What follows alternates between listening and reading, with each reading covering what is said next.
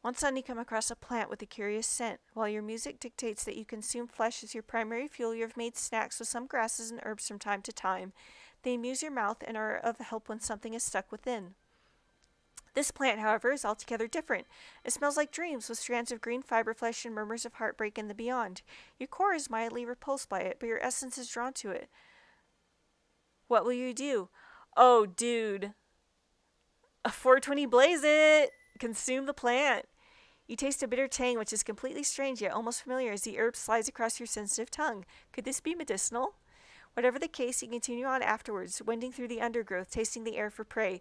Unfortunately, no meat scents meet your senses. Or wait, was that no meat scents beats your senses? You do, however, scent a nearby honeysuckle bush. Until now, however, you never realized how glorious the scent of honeysuckle is. It trickles through your mind, seeming to embed itself in your very essence. You bury your muzzle in the honeysuckle and inhale it, taste it, and let it flow throughout yourself. Moving on, you feel the way the tall grasses brush against your underscales. No, you don't feel it. You feel it completely.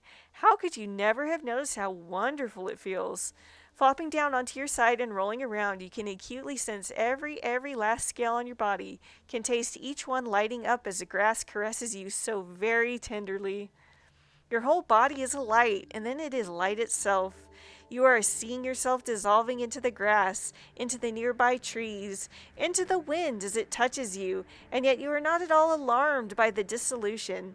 Of course, you are the wind. How could you have thought that you were a silly giant lizard? What do they call themselves? It doesn't even matter.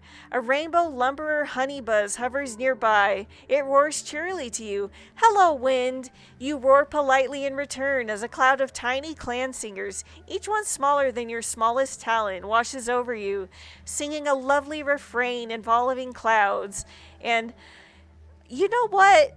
What was happening before? There was a terrible monster, and now why have you never eaten a cloud? You are completely certain they would be an explosion of lovely flavor upon your tongue, like a bursting gallbladder in your mouth, and oh my, you want to, need to, eat something's gallbladder right fucking now.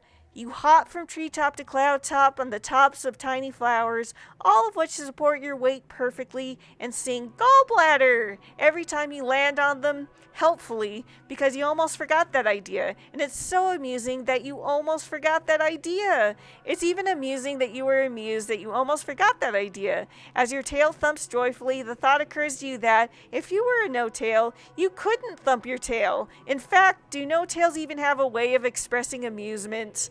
Wait, no-tails? No-tails? With their dead shinestone false claws that they use to destroy,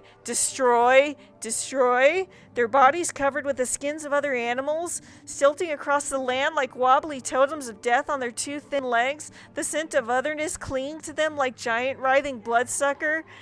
They are bloodsuckers. You can see them all, burying their terrible soft talons and blunt teeth into the great birther, sucking the essence out of her, leaving earth stained with a rainbow black death and horribly, horribly, horribly dry. Why? What are they? You must destroy them. You must save the green. Oh no, there are so many, many, many. Why? Sun, help us. Earth, help us. The others have come, bringing death with them, their foul offspring. No!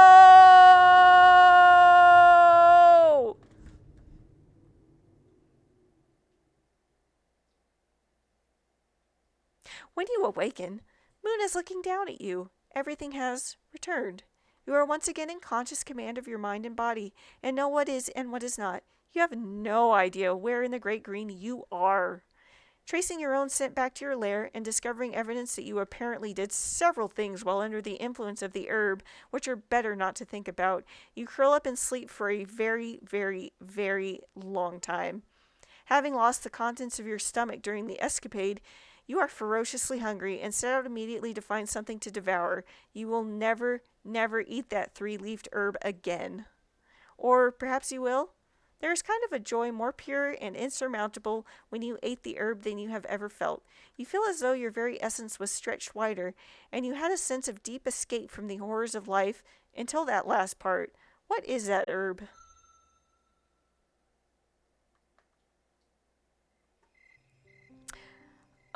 Wow.